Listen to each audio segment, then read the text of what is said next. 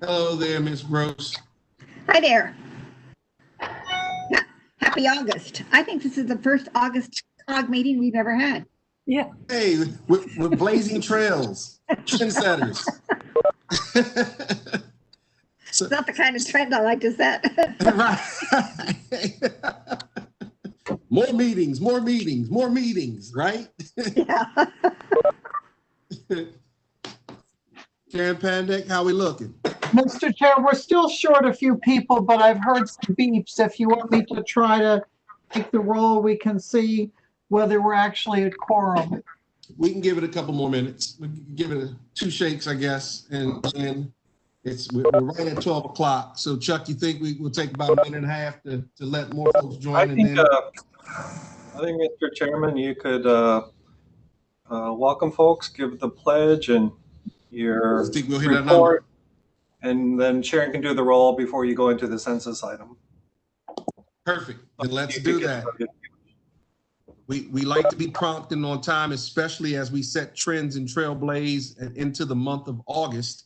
As our historian has indicated, this is probably one of the first times that COG has had a meeting in the month of August. Usually we are on a recess, and having come from our COG board retreat, but because of COVID-19, we had to postpone or cancel this year. So we decided to have meetings in both July and August, and timely, considering the things that are going on in the Washington metropolitan region and in the country that bring us here today. And I think you'll see by virtue of this agenda, that feature. So let's just get started officially. Good morning, good afternoon, everyone. This is me, your board chair, Derek Davis, Prince George's County. I'd like to call the August COG board meeting to order. And thank you all for joining us virtually here today. This is a virtual platform. We request your patience with any glitches and ask for your microphones to be muted.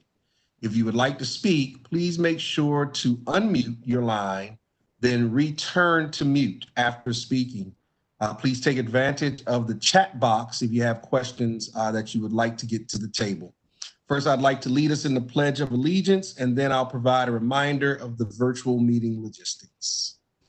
Pledge allegiance to the flag of the United States of America and to the republic for which it stands, one nation, under God, indivisible, with liberty and justice for all. Thank you. Okay, now with today's meeting, after my initial remarks, Sharon Pandek, who has been monitoring the participants box, will complete a roll call to document your presence at this meeting. When you speak, please remember to state your name and jurisdiction. Our webinar's audio and video are being live streamed on the COG website through COG's YouTube account. To facilitate questions, comments for our speakers as smoothly as possible during the meeting, there are 2 options. The first is to indicate in the WebEx chat function that you have a question. After I facilitate those questions, I will then verbally call for any questions from each state. This is good. This is a good moment for those who are on the phone only to ask their questions. During votes, after a motion to adopt a resolution is made and properly seconded, we will proceed to discussion. After discussion, I'll first ask for abstentions or nay votes. Again, after discussion, I'll ask first for abstentions and nay votes. I ask that you state your name and jurisdiction as you state your vote. The rest I will take as a yes vote. Again, we will ask only for abstentions and nay votes, and I ask that you state your name and jurisdiction as you state your nay vote. The rest will be considered yeses. Reminder to read along via the electronic board packet with the link sent out by email and posted on the COG website. If you have an IT question during the meeting, please call or email Pat Warren. Okay, Sharon, let's take roll and see who's present for today's meeting. Mr. Chairman, I think we're ready to go. I have from the District of Columbia, Ms. Perry. Is there anyone else from the district? From Maryland, I have Mr. Adams, Mr. Collins, Mr. O'Connor, Ms. Schaefer, Mr. Rohan, Mr. Davis, Ms. Newton, Ms. Stewart, and Mr. Feldman. Is there anyone else from the state of Maryland? This is Mike Les from Laurel. Great, thank you very much. And this is Kelly Russell from Frederick. I'm here as chief. Okay, thank you. And then from the Commonwealth of Virginia, I have Mr. Wilson, Mr. Dorsey, Ms. Gross, Mr. Snyder, Ms. Briskman, Ms. Randall, Mr. Sendejas, Ms. Wheeler, and Mr. Barker. Is there anyone else from Virginia?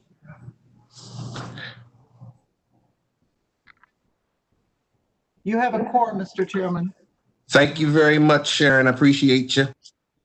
So before I turn it over to Mr. Bean for the Executive Director's Report, I would like to present Resolution R27-2020 before the board, expressing support for an extension of the 2020 census operations to ensure a complete and accurate count.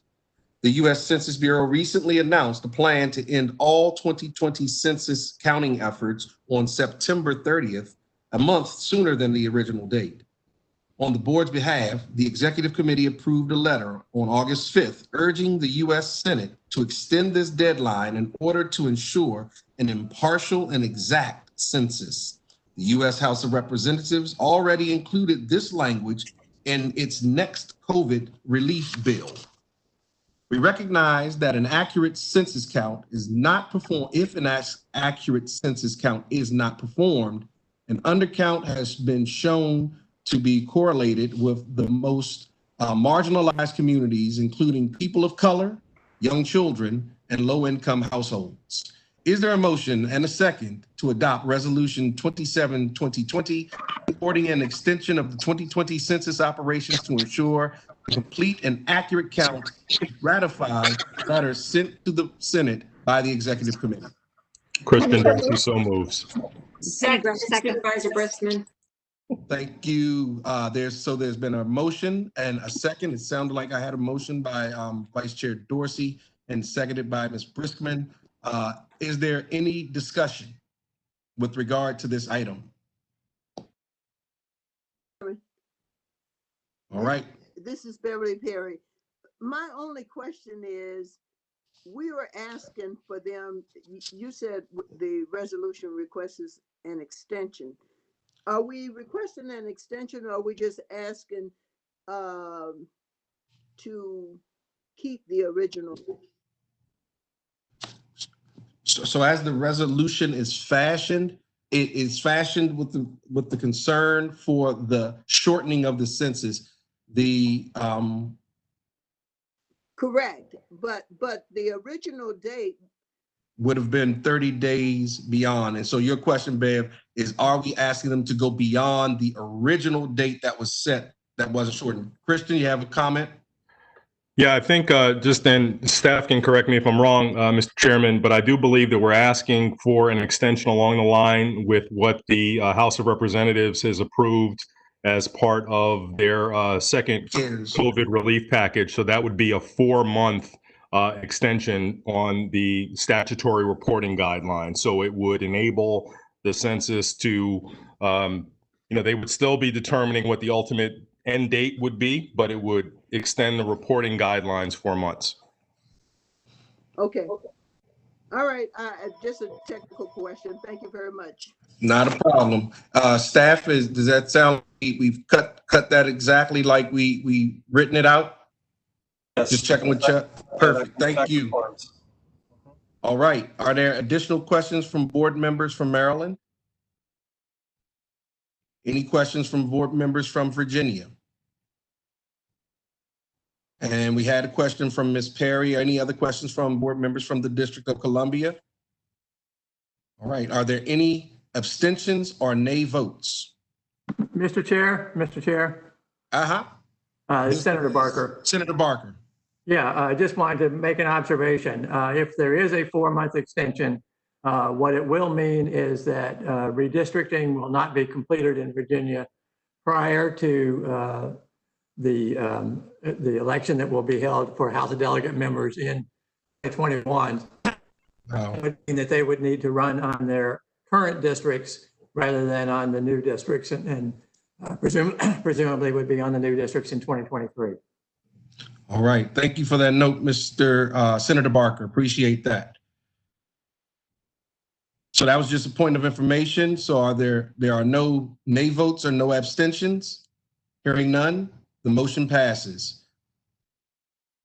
We want to take a moment to note the passing of our colleague and friend from the City of Falls Church, Councilmember Dan Z. Dan served on the council from 2006 to 2010 and 2013 until his death last month after a battle with cancer. At COG, we will miss Dan's enthusiastic leadership and for our connection to him as chair of COG's Climate, Energy, and Environment Policy Committee and as past chair of the Chesapeake Bay and Water Resource Policy Committee. He was a champion for collaboration on many of the region's environmental priorities, like combating climate change, expanding the tree canopy, and protecting the health of the Bay. Let's pause for a moment of silence for Dan.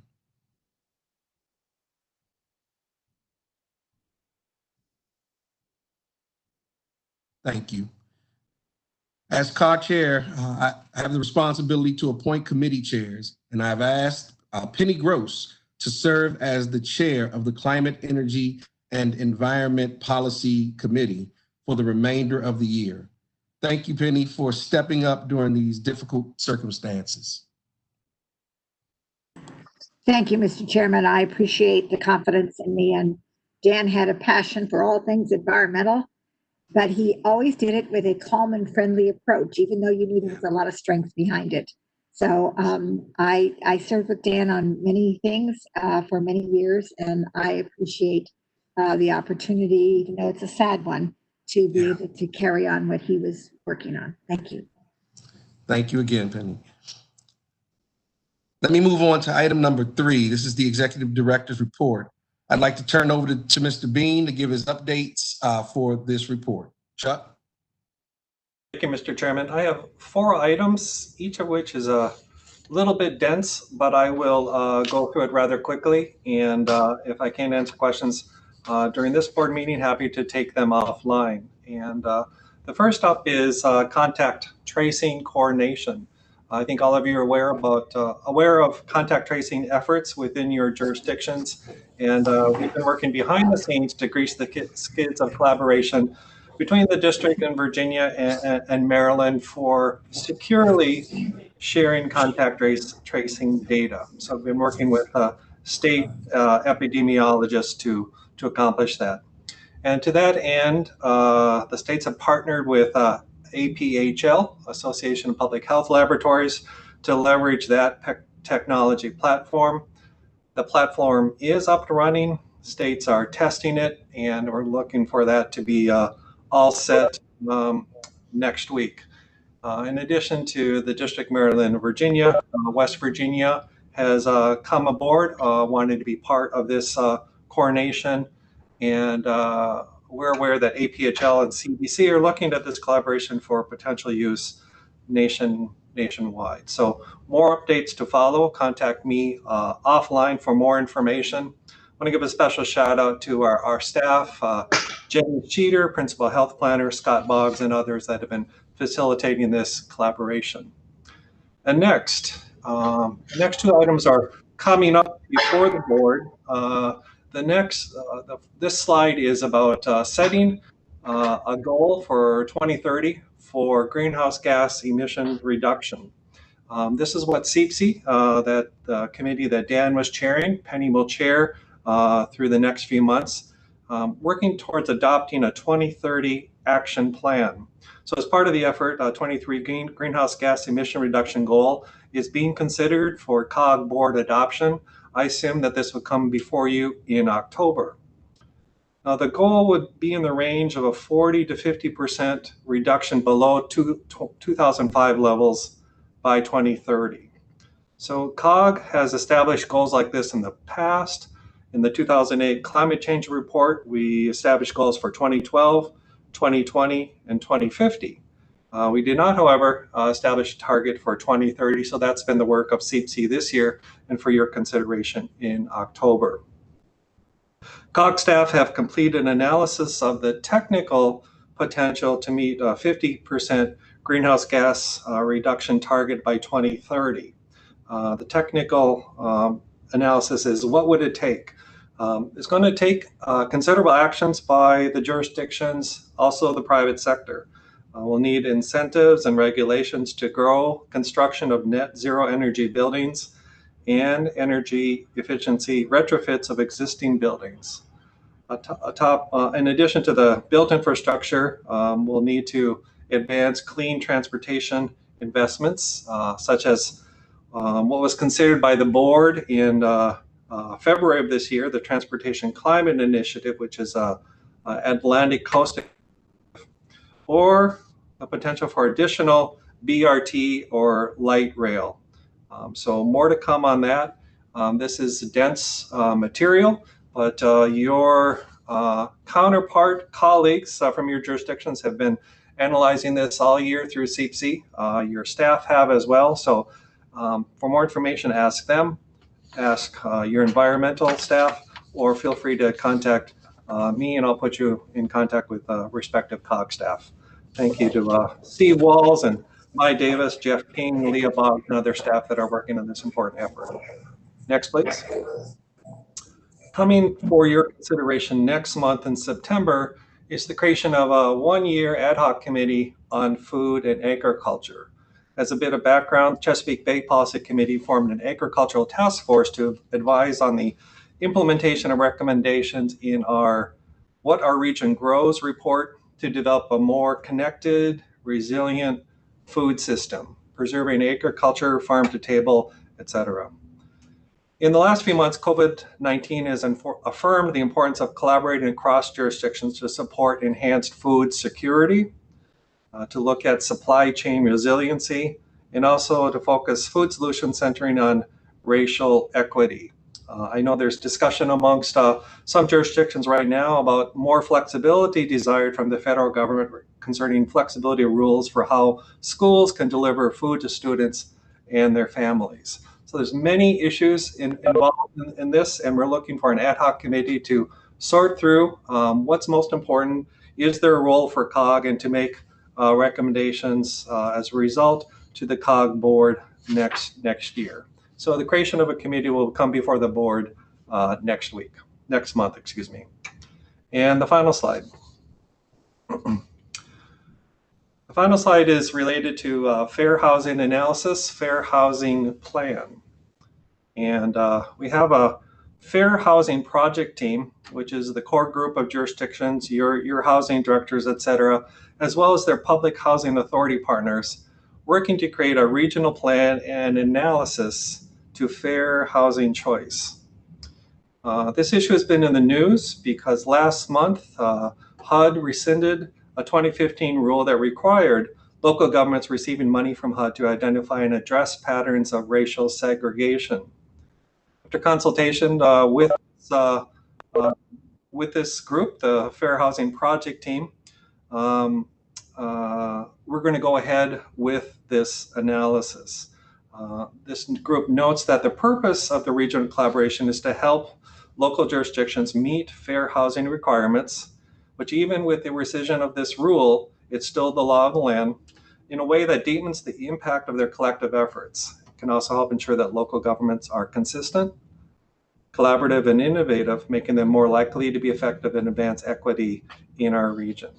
So this regional approach to the Fair Housing Plan, which be the first one in our region in 20 years, is expected for a preliminary report out to the COG board in late spring 2021 and a final report out in late summer of 2021.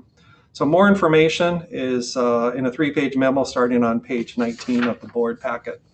So Mr. Chairman, I know you have a full agenda today. I'm happy to answer questions, but these are all complex topics, and I would be happy to answer questions offline and connect COG staff if there are questions from board members. Thank you. Thank you, Mr. Bean. Just colleagues, if you have quick questions for Mr. Bean, we could answer a couple of now. And anything that you might need to handle offline, you always contact Mr. Bean as stated. So let me keep moving the agenda to amendments. Are there any amendments to the agenda? Hearing none, I'll move on to the next item. The next item is the approval of minutes from our July 8th, 2020 meeting. Is there a motion and a second to approve the minutes from the July 8th board meeting?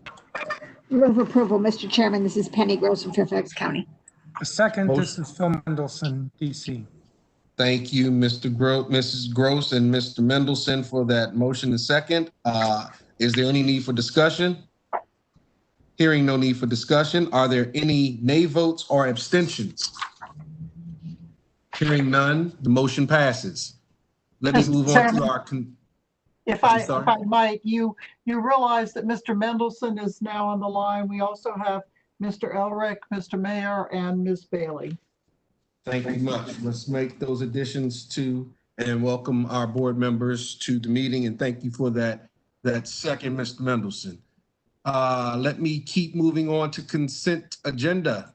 We have 3 resolutions on the consent agenda today. Resolution 2820 authorizing COG to receive and expend grant funds from the Federal Highway Administration for the Advanced Transportation and Congestion Management Technologies Deployment Initiative Program. Resolution R29-2020 authorizing COG to enter into a grant agreement with the U.S. Forest Service through the District of Columbia to conduct an urban forest canopy analysis and create food forest demonstration plots for the District of Columbia, and Resolution R30-2020 authorizing COG to procure and enter into a contract to enhance communications and public engagement for the Anacostia Restoration Program. Is there a motion and a second to approve these consent agenda items? So move. Seconded. Chair Andrea Bailey, Prince William County. Bailey for the motion, and who was that second? Bridget Newton, Rockville. Thank you, Ms. Newton, for that second. Is there a need for discussion? Yeah. All right, seeing no need for discussion. You see him on another or nay votes? There are no abstention, no nay votes. Hearing none, the motion passes. That gets us on to agenda item number 7, preparing for the upcoming elections. Preparing for upcoming elections, we'll hear from COG's Election Officials Committee on how our member governments are preparing for the 2020 elections. First, we will hear from Loudoun County Deputy Registrar Richard Keach, followed by District of Columbia Board of Elections General Counsel Terry Stroud, then Montgomery County Board of Elections Deputy Director Allison McLaughlin. We'll hear from the 3 speakers and then take questions. Let me first start, as I said, with Mr. Richard Keach, who joins us from Loudoun County, your Deputy Registrar. Mr. Keach. Good afternoon, Mr. Chairman. Good afternoon. As he said, I'm the Deputy Director of Elections in Loudoun County. I am also the co-chair of the Election Officials Committee. We are glad you could have us here today. I'm going to give a little overview of the committee overall and then talk about Virginia, and then my colleagues will talk about their respective states. I think we know that 2020 has been an interesting year in elections so far. The committee had planned to hold our 3rd annual regional conference in May, which of course we had to cancel. We provided you this afternoon with a packet comparing how voting works in each of the 3 jurisdictions. And while this information provides a useful look at the differences in how we vote, we also share very many similarities.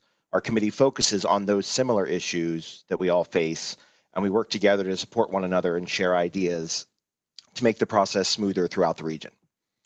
The particular areas of focus for our group are election security, communication in a regional setting, and election administrator education. All of our jurisdictions have conducted at least one election during the pandemic, in which we've had to quickly adapt to different ways of operating while doing everything we can to keep workers and voters safe. So in addition to the regular planning for elections, we're also now learning how to plan and operate in a pandemic, procure protective equipment recruit willing election officials, and train our workers in a socially distant environment, and more. Right now, all election administrators across the region are, of course, deeply engaged in the November election. And across the region, there are many different systems in place and ways to vote, but we do share the common goal of helping our voters exercise their right to vote in the safest and most efficient way possible. This will truly be an election like no other that has come before, but I believe we're up to the task. So to talk a little bit about Virginia specifically, we have had numerous changes that were enacted by our legislature effective July 1st. For the first time in Virginia, voters are able to vote absentee with no excuse. This includes requesting ballots and voting by mail, as well as voting early in person.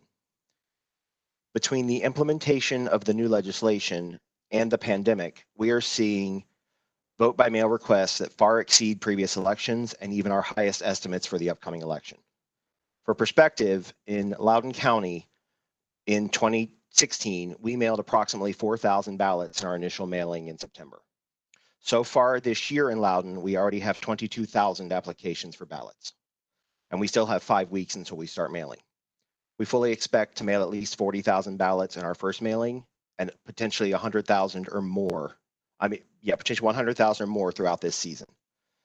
Virginia also extended the deadline to return absentee ballots this year. They must now be received at the locality office of elections by 7 p.m. on election day, or postmarked by election day and received at our office no later than noon the following Friday. Another part of our newly enacted legislation is the option to vote early in person now with no excuse. This starts in Virginia 45 days prior to the election.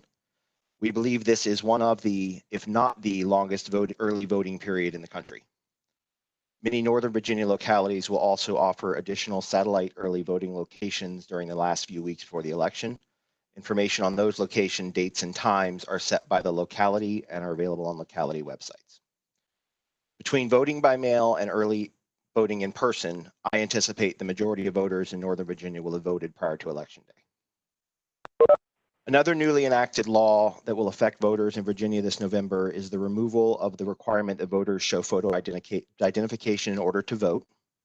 Voters will now be asked to show any number of forms of identification, including a voter card, a driver's license, passport, student ID, or utility bill. In the absence of acceptable ID, they can also sign an affidavit. Lastly, for Virginia, Election Day starting this year is now an official state holiday that will be recognized by the state and I would imagine most local governments. Thank you for your time, and now I will turn it over to Terry Stroud from DC. Stroud. Hi, good afternoon, Mr. Chair and everyone on the call. My name is Terry Stroud. I'm the General Counsel for the DC Board of Elections, and I am also the Secretary for MCOG's Election Officials Technical Committee. In the district, we will be mailing everyone a ballot without the need for a request for the 2020 general election. We have sent mailers to everyone asking them to confirm or update their residence and mailing addresses so that they receive the correct ballot at the correct address. Yesterday, I'm happy to report that we had a very positive and productive meeting with our mail house vendor, K&H, with whom we contracted to coordinate our mail ballot program. Voters will be able to return their ballots by mail, deposit them at voting locations, or deposit them at ballot drop boxes that will be located throughout the district. Ballots returned by mail must be postmarked on Election Day and received by the board by the 10th day after Election Day. And ballots returned at voting locations or deposited in drop boxes must be received by the close of voting on Election Day. We will also offer in-person voting at 17 early vote centers and an additional 74 voting locations that will open on Election Day for a total of 91 voting locations. We will also be operating what we refer to as super vote centers intended to accommodate the large voter turnout that we anticipate for the general election. These super vote centers will be located in larger facilities that are able to accommodate that number of voters. So we have procured the Capital One Arena, the Omni Shoreham and Washington Hilton hotels, and a couple of other facilities in DC that will serve as super vote centers. We'll also be offering voting at the district's central detention and central treatment facilities in support of the district's new enfranchisement program, Restore the Vote, which extends the franchise to district citizens who are incarcerated for felons. Early voting centers will be open from 8:30 a.m. to 7 p.m. from October 27th through November 2nd, and Election Day voting locations will be open from 7 a.m. to 8 p.m. A word about election worker training. It began on Tuesday, August 4th, and will run through October 10th. We hope to recruit approximately 4,000 workers, including reserves, because we do have some drop off between the time of classes and election day, and that's been the case especially this year because of the coronavirus pandemic. So these workers will serve in all positions, including those at in-person voting facilities. They'll serve as field technicians, ADA compliance assistants, language access assistants, et cetera. We are actively recruiting student election workers as well, as we are understandably having issues with the retention of our more seasoned poll workers who are in the at-risk categories in light of the coronavirus pandemic. I'm happy to answer any questions you might have at the end of the presentation. So, thank you, Ms. Stroud. We're ready for Ms. McLaughlin. Hello. Allison, can you hear me? Yep, we got you.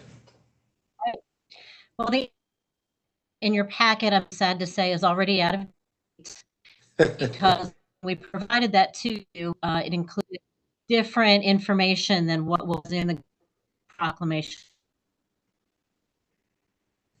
Is going to be conducted in Maryland in November. The new model for how the state of Maryland is going to conduct the elections, we're going to have something that we call vote centers, just like the district is doing, where voters are going to be able to go to any one of those locations. So we will not have the based voting where people have to go to their polling place. Instead, we're going to have the vote centers that have the benefit of to go to any of them. Now, the details of this are going to be the State Board of Elections actually has a meeting. To my understanding, I believe that the first day of our is going to be the Thursday before Election Day, although that date is something that the State Board we expect to the voting will continue straight through from the first day. The same we will not be shut before election day as we have in the past. Continue through the weekend. Voting will occur from 7 a.m. to 8 p.m. on every day of the election, and we'll be beginning our voting. Have traditional in our locations, and then on high schools as well. So we're forward donating some voter confusion in this election.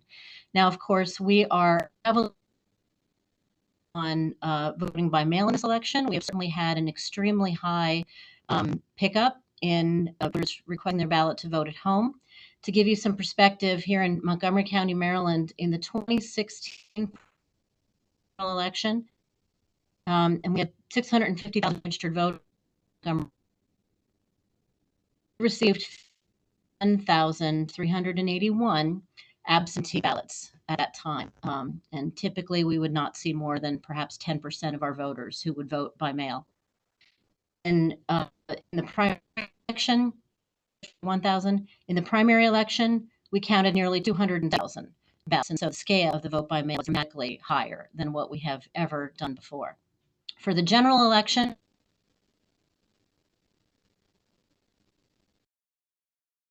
we're planning to have at least so we have had, I checked the numbers this morning, we had received 86,265 requests for a before mailing applications even go to the door. So, we certainly are having a very high interest level, high pickup in voters voting at home.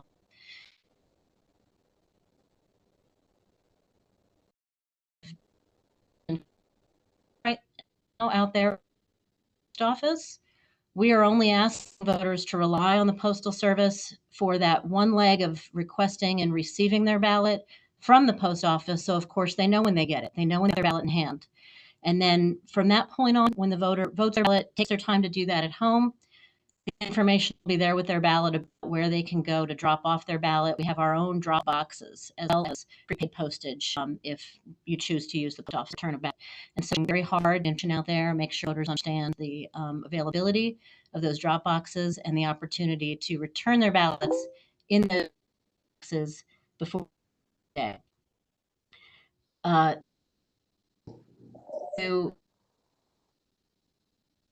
Active member of COG's election officials technical committee for 10 years and has really been an invaluable resource to me personally. It has been really a support group opportunity for us as local election officials. And we've a lot of the various reforms and things that we've implemented over the years, we've been able to, public affairs staff in particular have really been a resource for us. We have very different models of how we conduct our elections, clearly in DC, Virginia, and Maryland, but we share a meeting it. And so it can be very confusing for voters when they hear a message about how things are done in Virginia, and then they assume it's going to be the same in Maryland or vice versa. And so it has been, we've tried various strategies over the years, and COG has really been a resource to us. And so we will continue to make use of COG as a resource for us and getting the word out to voters in addition to doing all of our own outreach. And I'll be happy to answer any questions that you have. Thank you, Ms. McLaughlin, Ms. Stroud, Mr. Keach. And a lot of work's gone into dealing with elections, not just because of the large turnout, but also because of the COVID-19 situation. And so I know that you guys have had to prepare expeditiously to deal with both issues. From the perspective of safety concerns, and I'll turn to colleagues. I'm looking at the chat and I don't see any specific question in the chat at this moment. But from the perspective of safety concerns with regard to social distancing and masking, are there specific rules that you've already begun to employ to ensure that we start to publicize and get out to people from the perspective of when they do actually visit one of our voting facilities? And you can take that in each jurisdiction if you could. I can start. In Virginia, we are under a mask order by order of the governor. So that does apply to voting because it generally it's generally done in government buildings. That said, we're certainly not going to turn away a voter for refusal to wear a mask, but we do have procedures and processes in place to help protect the other voters. We're also, going to be doing pretty extensive social distancing to the extent possible. This is of course going to be difficult when 2,000 people show up, but we're going to do what we can. We in Loudoun and in many jurisdictions in Virginia have partnered with our Medical Reserve Corps, and they will be providing on-site assistance with mask usage, with sanitation guidelines, things like that. So we are throwing everything we have at doing what we can to keep voters and workers safe. Yes, the same is true in the district, which was one of the reasons why the lines on election day for the June primary were as long as they were, is because the staff was very diligent about cleaning the equipment. The city provided excellent support in terms of providing masks and hand sanitizer and materials to wipe down the equipment. We also had signs to encourage 6 feet social distancing. And so we had a great many resources, but because of the protocols that were in place and the social distancing guidelines that we employed, it did cause for there to be delays in terms of processing voters. So we've taken every precaution for safety. We distributed masks to individuals that did not have them, as well as provided them to our election workers. Of course, we also had equipment where things could be sterilized, like pens and styluses, so that voters who use them to be checked in and to fill out documents. We had, again, the equipment that those items could be sanitized. So we did take this very seriously, and the city provided tremendous support for the district selection program. So we're grateful for that. Okay, thank you. Ms. McLaughlin? Yeah, the same thing is true in Maryland. We provided masks to voters who did not have them at our voting sites as well. We had a small number of people who showed up and refused to wear a mask, and we were able to either accommodate them by having a separate voting area where we kept them away from other voters, or in many cases, we had people come and choose to approach to our office directly. But we did have safety protocols in place. We had ordered vast quantities of hand sanitizer and had all of that out at the locations. And we'll be continuing to do that, of course, in the general election as well. I want to underscore, though, the point that my colleague Terry was just making about social distancing and what that means for voters and wait times. And when we spread out the polling stations to keep our workers safe, when we spread out the voting booths to keep voters safe, we slow down dramatically the number of voters that we can move through a voting site. And so we are pleading with voters to request their ballot in advance and to vote at home, and to really minimize, flatten that curve and minimize the number of voters that we need to person location, which is, of course, cannot be as safe as voting from your own home. And so I want to underscore that message and how important it is for voters to safe home.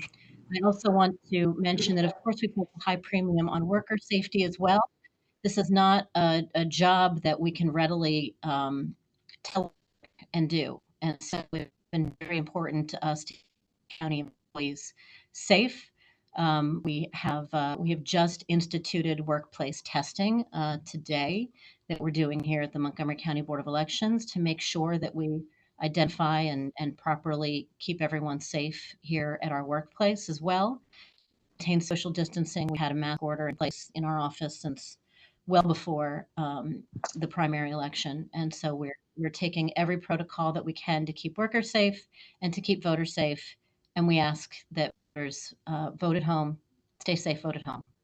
Thank you. I have several questions of my colleagues. Mr. Harrison, I got your hand, but let me grab first Ms. Briskman, followed by Ms. Stewart, and then followed by Ms. Gross. Ms. Briskman? Sure. Thank you so much. I was reading that there were some rumors that the U.S. Postal Service was going to increase the cost for first-class mail or somehow increase the cost for mail-in ballots. And I was wondering if localities have examined that at all, and if we think it might increase costs to localities in turn to run the elections this year. Thank you. Anybody want to jump on that one? I can start there. Hi, Supervisor Briskman. How are you doing? We have not heard from the USPS that there's a imminent price increase this year. So we have budgeted, for the usual, it's a 2-ounce first class mailing. That said, if they were to surprise us with that, we would just have to make it work. So I think that's really the best answer I can give at this point, because honestly, we were planning for 30 to 40,000 ballots and we're thinking we're going to mail 100,000. So our costs have already increased exponentially. Great. Okay, thank you. Yeah. Thank you for that. Allison, this is Allison. I can jump in on that as well. I believe that much of the discussion about a potential price increase is traced back to some statements about the importance of election officials not using marketing mail or standard mail to mail ballots out. And a sense that there's a price increase in that pressure that we use first class mail for ballots. Now in the state of Maryland, we do use first class mail for all of our ballots, and so we have, if you will, already absorbed that price increase. One thing that we have been able to do because of the economies of scale is that we have been able to use qualified business reply mail for our prepaid postage, and that has significant piece cost for our and so we've been able to, even though we're mailing applications, mailing ballots, that's a hit to the county budget. We are, doing everything within our power to make sure that we keep those costs under control. Yes, the same is true in the district. I will take this opportunity to say that the district will be providing postage prepaid qualified business reply mail envelopes to voters so that they will not have to add postage to the envelopes when they return their ballots. To go, Mayor Stewart. Great. Thank you, Chair. I had a question. Unfortunately, so people to see a real increase in evictions. How are we ensuring that people have the correct information about voting if they've been evicted from their homes leading up to the election? Thank you.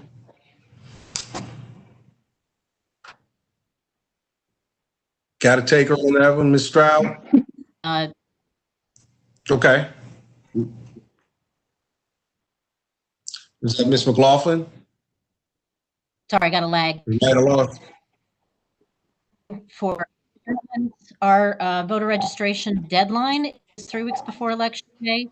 And so the address that we have on record for the voter 3 weeks prior to Election Day is the address from which they are eligible to vote. We do have same-day registration that is available at our sites and on Election Day, should that be needed for somebody who runs into a situation. We certainly, everyone has the right to vote. Right. My name is true in the district, and I just wanted to mention that the district, the Board of Elections has established a working group to deal with issues such as these. We've, established a group of election experts and people who work with certain populations, including senior citizens, the incarcerated. We're targeting or figuring out outreach to individuals who are not traditionally housed. And so we're looking at ways to reach people about dates on the election calendar, how they can vote. Of course, we offer same-day registration in the district as well. The voter registration deadline for the district is the same as in Maryland, which is 21 days before the election. So we are not leaning on what we've done in the past with respect to reaching out to certain demographics, but have taken the extra step of establishing this working group to figure out how to best reach and facilitate their efforts at the franchise. Yeah, I would say in Virginia, we're basically the same. In Virginia, the law is if you, for some reason, lose your home prior to the election, you would stay registered at the address you previously lived at. So a voter would simply go to the same place they've always voted to vote. And then Ms. Gross. Mr. Harris. There we go. Thank you. Ms. Gross, you got the floor. Okay, I turned off my camera instead of turning on my microphone. Just one quick thing on the expenses for these elections. We're looking in Fairfax County. It looks like we've gotten some CARES Act funding for some of those federal election expenses. But my question is that Northern Virginia jurisdictions got a lot of unsolicited absentee applications in the mail last week. Created a great deal of confusion, and in fact, for Fairfax County, the return envelope for the registrar was actually addressed to Fairfax City, which is an entirely separate jurisdiction. Could someone address how the registrars are handling that confusion and working together, and whether those ballot applications even were legal? Thank you. Well, I'm guessing that's me. Yeah, this has been fun. I can tell you that I currently have 5 people in the back that have been working for 3 days to open mail. We received cartons of mail on Monday, another one yesterday, and we're expecting the same amount today. So first of all, they did use the state form, so it is legal. It is the actual form. However, voters have not reacted very well to this.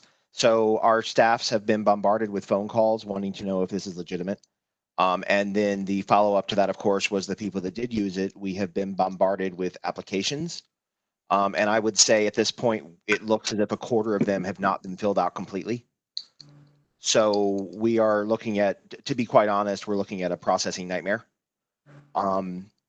So we also believe that a good number of the people that applied with those applications had already applied online, which is our preferred method because it's a whole lot easier to process and the information is correct, we don't have to do data entry on it. So, as far as us working together, in Virginia, if an application is sent to the wrong office, we're required by law to get it to the right one. So if someone uses it, we're going to get it to them. I can tell you that my colleague Brenda in Fairfax City transferred 27 trays of mail to Fairfax County on Monday. So it has been an interesting week, to say the least. We're getting through it. We really obviously wish that groups that would wish to help would consult us before they decide to help. But yeah, it does create an extra wrinkle. We've had to bring in a number of people this week just to deal with that and to deal with the phone calls. So I hope that answers your question as diplomatically as I can. Very, very helpful. I think we need to get that information out as much as possible. And I'm hoping that Allison and Terry haven't had that. Yes, that's right. Thank you. We have not had that issue in particular, but there have been instances where our voter registration and absentee request forms have been altered. They solicited the same information, but if you're going to use the form and alter it, why not just send them our form along with whatever information you want to send out with us, so that it's all above board and trusted information. Right. Well, actually, to follow up on that, just so the elected officials know, the heartburn the voters are receiving is that not that they use the form, it's that they purchased a list of information and they pre-filled the form, and they made a ridiculous number of mistakes. People that don't have a middle name suddenly had one, and this, of course, puts voters off because they're very concerned about their private information, and that becomes a logistical nightmare for the office, because we're not only processing these applications, we're calming down voters all day. Right. All right. Let me check in. Ms. Gross, you fine with that? Mr. Harrison, going once. Mr. Harrison. Thank you, sir. Thank you, Mr. There you are. Yes. I pretty much my question was answered by my colleague, Mrs. Stewart, about the making sure that our voters have the opportunity to vote, especially if they're experiencing going through the eviction process. We make sure that that information is tidied up. My question was more of a statement. Council member and Chair Davis, as you know, that Prince George's County had more COVID cases than combined by the 5 states combined. There's recent reports out that say 64% of the transmission has been through family gatherings, 44% through social gatherings, and now we're all going to a polling place to vote, which creates a whole nother headache in itself. And then the confusion of communication about requesting an absentee ballot. I just feel like it should be a default choice of, hey, everyone gets a ballot mailed in the mail, especially here in Prince George's County. We're a hot spot for the state of Maryland. And, we're going into flu season and everything else. It just creates a lot of confusion. We want our individuals to vote, but we want to be safe. We want to be healthy and we want to be well. So I guess my question is, even with the mail-in ballots for the absentee, I even saw some errors where before in the primary election, that when we folded the flap of the envelope over, people could still see our handwritten cursive signature on the bottom of the envelope. And I want to know, in the state of Maryland, with these absentee ballots, have they pushed that signature line up closer to the top of the envelope, so when you fold it over, there's not the general public looking at your signature that can actually, we got all sorts of fraud that happens out here. We don't need anything else happening during this time as well. So just an adjustment on the envelope piece. Wanted to know if they made any changes to that as well. That way our signatures aren't exposed, but also looking at the opportunity, Mr. Chair, of just everyone getting a ballot to get mailed in that we could drop off at a drop box or something. Thanks, Mr. Harrison. Ms. McLaughlin, you might want to grab that. Yeah, as to the flap, yes, I'm happy to say now that the State Board of Elections has assured us that they have responded to that concern and that the envelopes for the ballots this time will have a flap. You may recall years ago we did that too, where there was a flap that we would tear off here administratively on our end. So we could see the signature, but the signature was not exposed in the mail stream. And so that has been a concern that has been responded to. And absolutely, the drop boxes are something that we are working to get out there and get installed when ballots go out the door. And when voters receive their list of the drop boxes that are available where they can take their ballot instead of course, use pre-postage and put it in any mailbox. But if they're able to get it to one of our drop boxes, then we will certainly be pushing that as and that's an option, especially as election day gets closer. Then you don't have to worry about whether your ballot is going to get postmarked in time, and you can make sure that it gets into our hands, and we're going to count it. Great news, great news. That answers the question. Let me just check with colleague Bailey to make sure that her question was answered appropriately. Colleague Bailey, you had an original question. I think we got it answered for you already. You did, Mr. Chair. Thank you. No problem. Let me check to see if there are questions from Virginia. Questions from the District of Columbia. Questions from my colleagues in Maryland. All right, seeing no further questions, let me just say that quick one from the perspective of it being what we would call an all-mail ballot, all-mail out ballot without the request. Have we already reached the point of no return with regard to that request? I just want to check to make sure in all jurisdictions that from the professionals, they think that it would create, whether we would be in a logistical tight spot if in fact that were to occur. I'm happy to go first here. I would say in Virginia, probably, to be honest. At this point, there are only a certain number of vendors that can do something of that magnitude on a statewide level. And, we are already deep enough in the process that I think it would be hard. The Virginia legislature is going back into session on August 18th. And that was originally a rumor we had heard, but I believe that's not the case any longer because I don't see how in the next few weeks that could be made to happen, especially with the system Virginia has set up. Okay, thank you for that. How about in the district? Well, the district is, in fact, mailing all ballots to every voter without the need for a request. And we were going to do that. We actually did that with respect to the June 16th special election that we had to fill a vacancy on the council.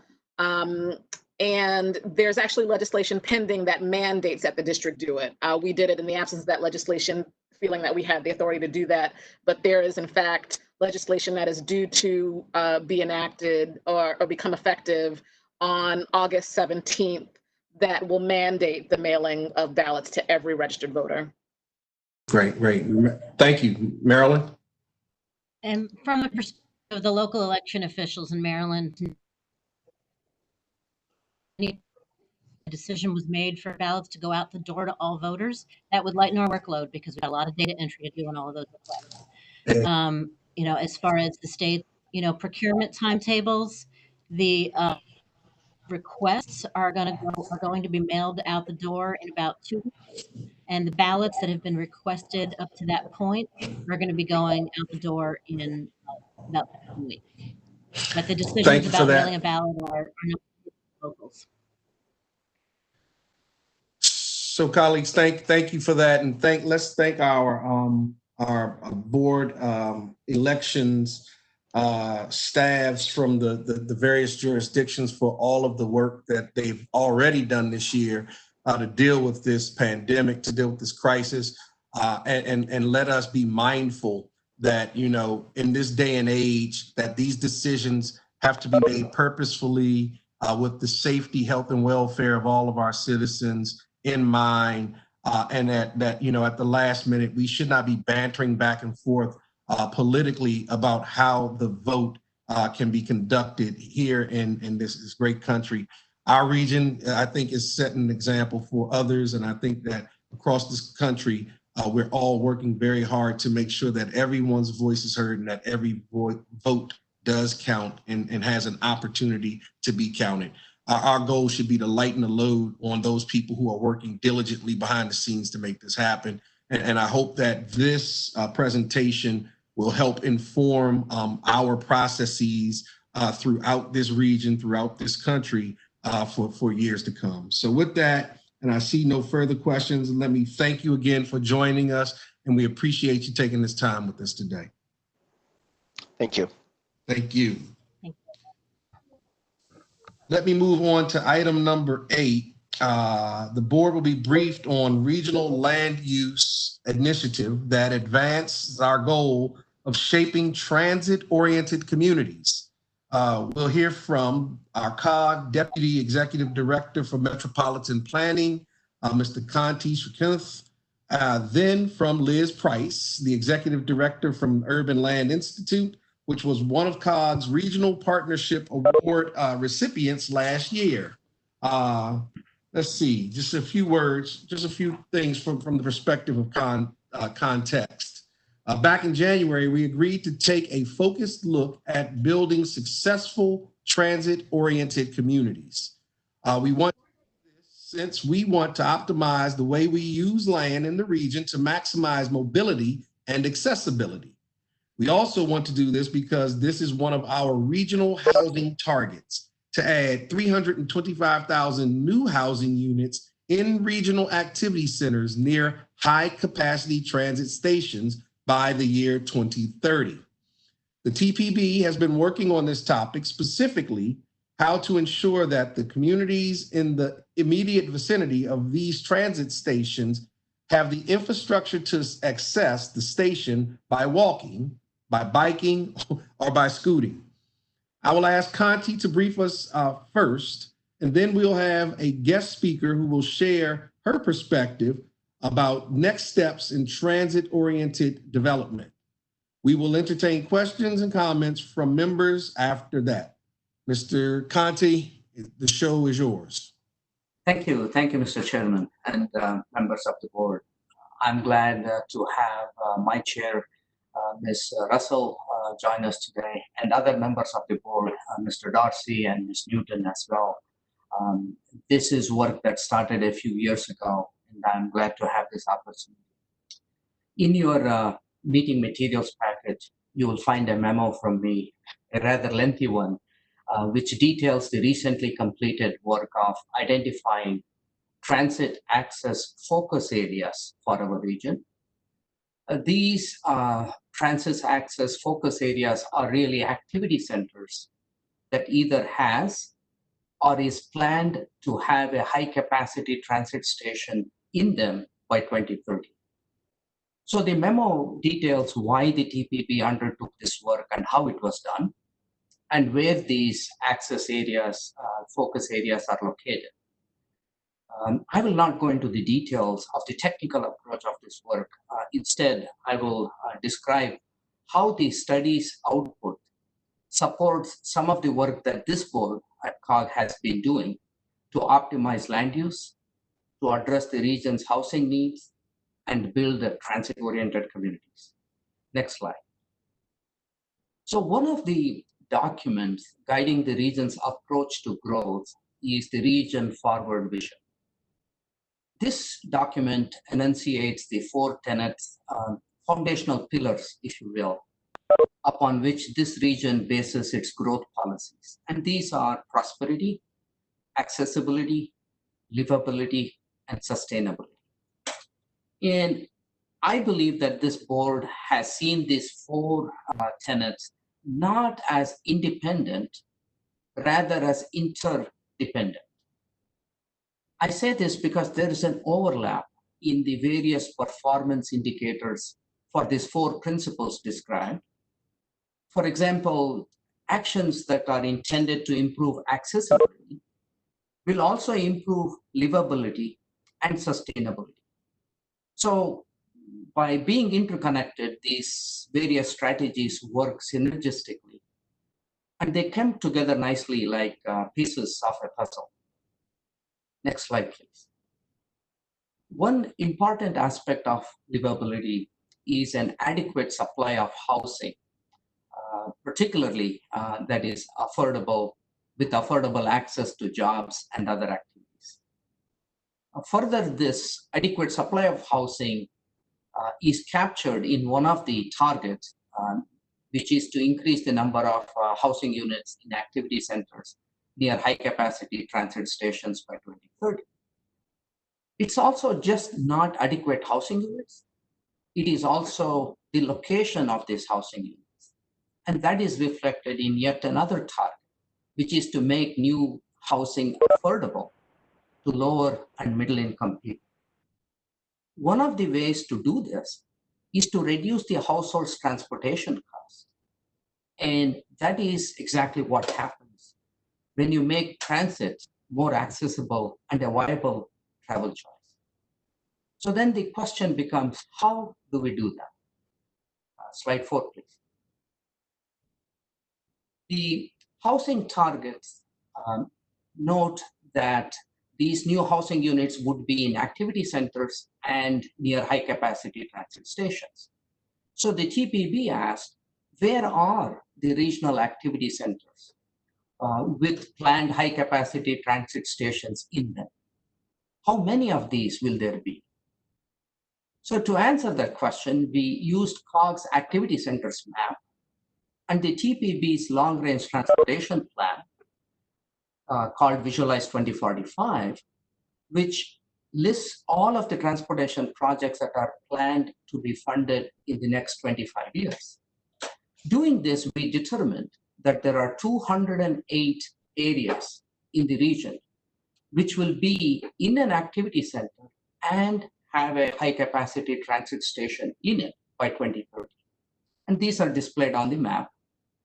And by the way, high capacity transit systems are metro rail systems, commuter rail, VRE and MARC, light rail, streetcars, and bus rapid transit systems. And these are all displayed in the map.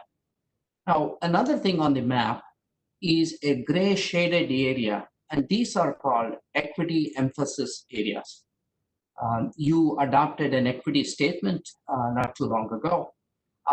The TPB has done some work identifying these areas called equity emphasis areas.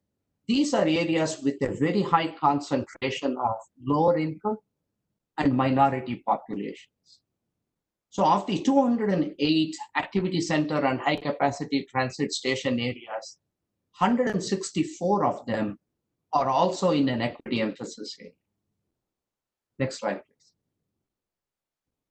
please. This information is also listed in a table, and the table is in the memo. I won't go through all of this. It lists not only the activity centers by jurisdiction, but what type of transit serves those stations and how many equity emphasis areas are covered within each jurisdiction. Next slide, please.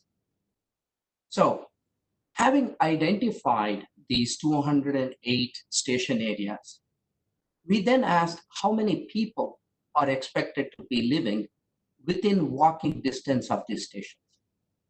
How many jobs are expected to be within walking distance of these stations? This information is useful because it gives us a sense for the potential users of transit and the walking infrastructure. So listed here in the table are the number of people and the number of jobs within walking distance of the transit stations in each of the major jurisdictions in our region. So the total number of jobs in this table is about 60% of all the jobs we anticipate having in this region by 2030. And the population number represents about a third of all the people we anticipate living in this region by 2030. So by the way, for this analysis, we assumed average walking distance is about half a mile. And typically, it translates to about a 10-minute walk. So that's what we've assumed for this analysis. So if you look at this half-mile distance as the way a crow flies, the station area would be a perfect circle. But in reality, due to the presence of buildings and sidewalks and the circuitous route that we take, or the long blocks or other barriers to walking, a 10-minute walk can be less than half a mile. So whatever is the distance that a person can actually reach in a 10-minute walk is what we call a walk shed. So back to the 208 stations. And if you look at this half-mile area around these 208 stations, it works out to about 120 square miles. So that is about 3% of the land area of this region. So what this table is telling us is that by 2030, this region expects to have 60% of all the jobs and a third of all the population living within half a mile or a 10-minute walk of a high-capacity transit station. I believe that is a great plan that optimizes land use and has the potential to support many successful transit-oriented communities. Next slide, please. However, what we know from observing communities today and transit behavior today is that just having a transit station near housing or employment centers does not translate to high transit usage. People have to be able to access these stations. If they can walk to these stations, it not only increases the chances of them using transit, it also reduces the cost of transportation for the household. So the TPB, recognizing this, examined the half-mile station areas around each of these 208 stations to see if it had a good network of infrastructure that could provide for safe and easy walking. And not surprisingly, the findings were mixed. So here on the screen are illustrations of two stations with different walkability. On the left is the Tenleytown American University Activity Center with a metro rail station there. And in the dotted line is the half-mile station area that I talked about earlier. But when you look within this dotted circle, what is highlighted is how far a person can reach or walk within 10 minutes. That's the walk shed. That covers more or less the entire circle area. So that means the walkability is very good around this transit station. Now, on the right is the Dunloring Activity Center with the Dunloring Metro Rail Station. So here we see that there's an opportunity to invest in expanding the walk infrastructure within this half-mile station area. If we can invest to expand sidewalks, trails, or safe pathways around this station, the 10-minute walk shed will become bigger and more people and more jobs can access the transit station. Next slide, please.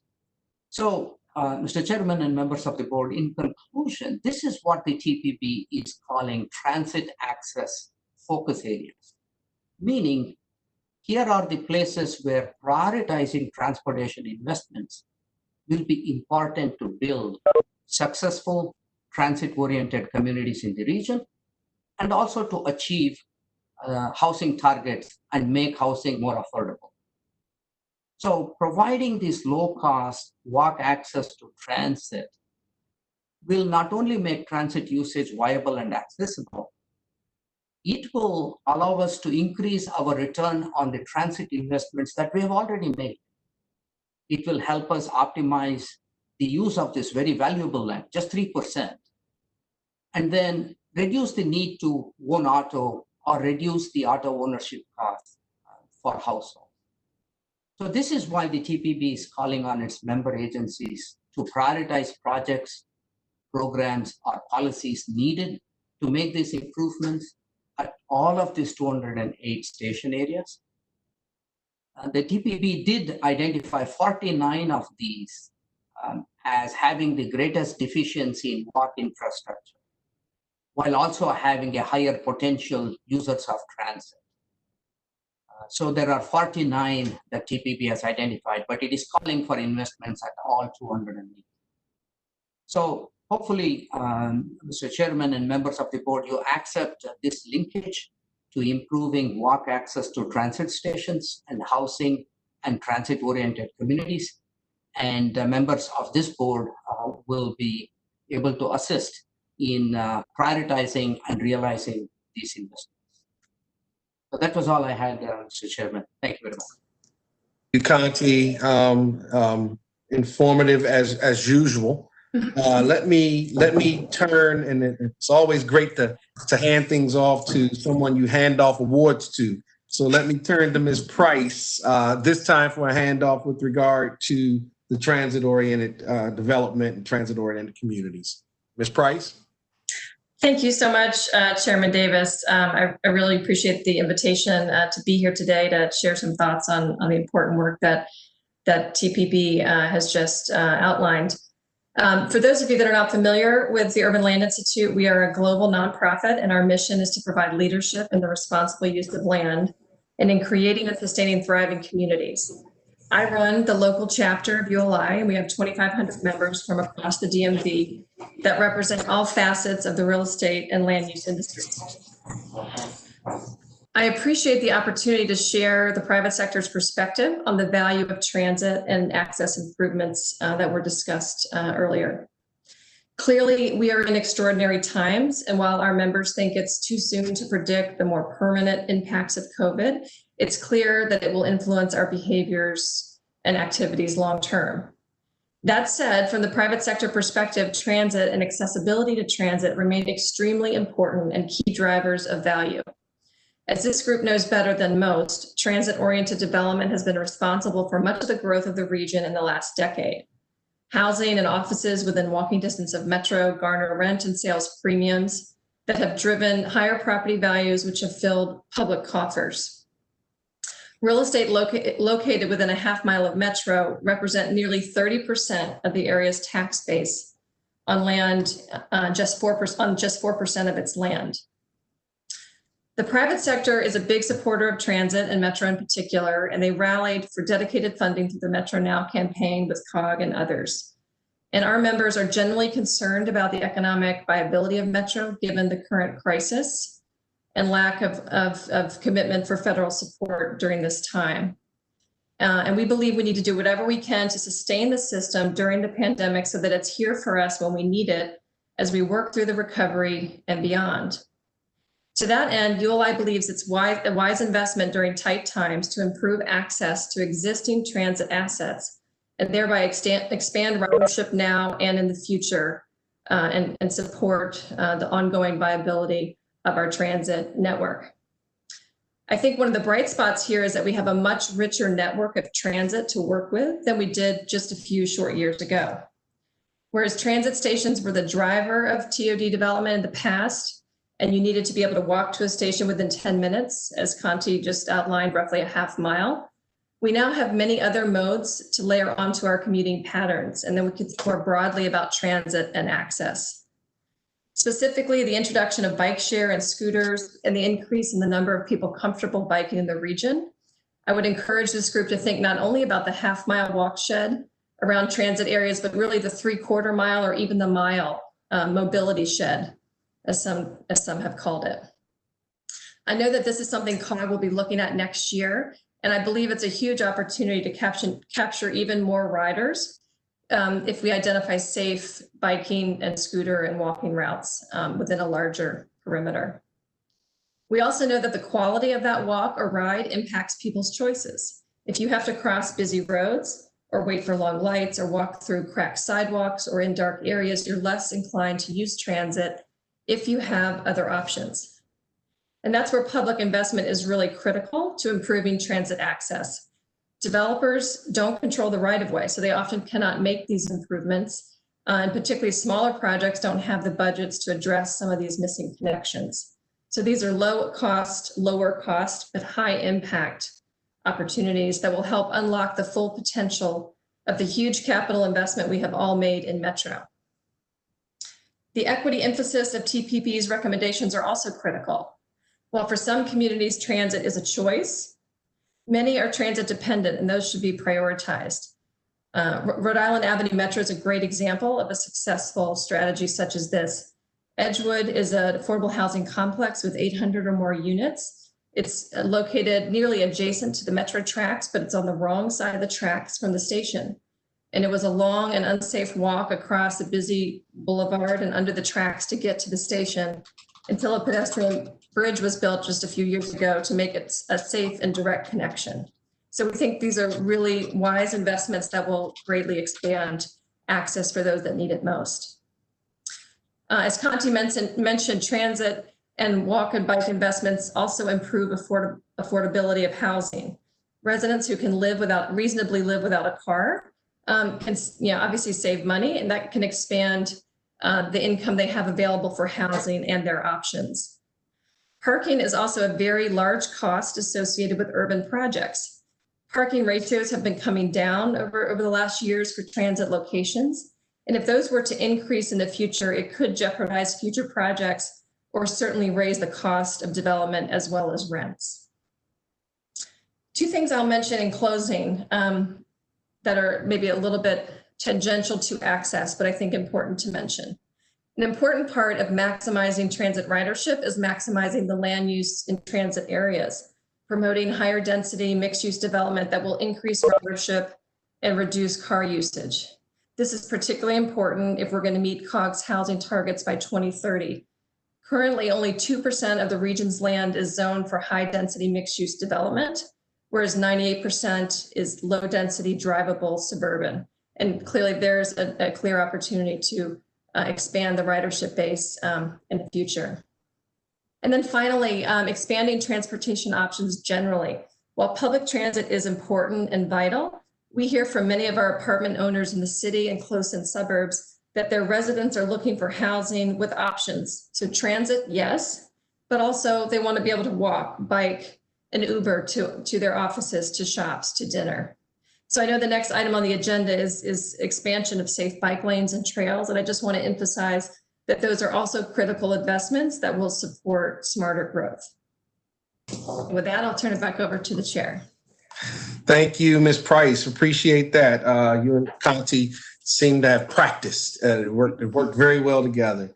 I don't see colleagues lit up. Let me turn to colleagues first to see if there are questions, and I'll do it since I don't see any in the chat. I'll just check my jurisdiction. So let me check with my colleagues from the District of Columbia. Hearing none, let me turn to my colleagues from Virginia. Mr. Chairman. Penny Gross. Two hands, Mr. Dorsey and Ms. Gross. Let me grab Christian, if we'll yield to Ms. Gross, we'll grab Ms. Gross' question first. Absolutely. Thank you. I'm going to raise an issue that I have raised at the COG board before when we talk about housing around metro stations. It tends to be over time more expensive housing around transit stations. That is not the way it was supposed to be set up when the metro system was first designed in the 60s and was built in the 70s. So, but over time, it just seems like the people who could afford to live further out and not be so in town. They want their more expensive houses close to their metro stops.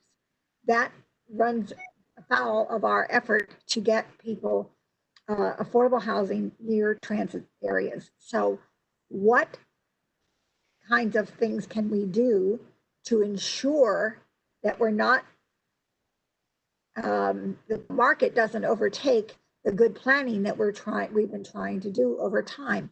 It seems like it's just way too expensive for many people to live near a transit station, even walking that half a mile.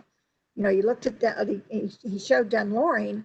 That's almost all new housing around the Dunloring station. It was designed to be that way but it's not necessarily affordable housing. So we've created a bit of a problem for ourselves. What are we going to do about it? Good question. Any thoughts, Ms. Price, Conti? I'm happy to share some thoughts. I think it's an excellent point. It is a crisis essentially in our region in terms of having housing at the price points we need it for our workforce and others that want to be here. I think, one of the things I would point to is one of the things I just mentioned, which is, land is a limited commodity in our region, and we've zoned 2% of it for high density sort of, mixed use development, mostly around transit stations, but it's very limited. 98% of it is essentially other single family or larger lots. And so I think whenever you have a constrained supply of a commodity like land, it drives up the price. And so a huge part of, at least in sort of close-in suburbs in the city in DC, a huge part of that affordability problem is the land cost. And so I think zoning has a huge impact on that. And if you could create more opportunities for more medium and high density development where you would want to target it, as well as creating more opportunities for missing middle housing. So not single family detached, but maybe smaller duplexes and triplexes and smaller buildings in some of our suburbs.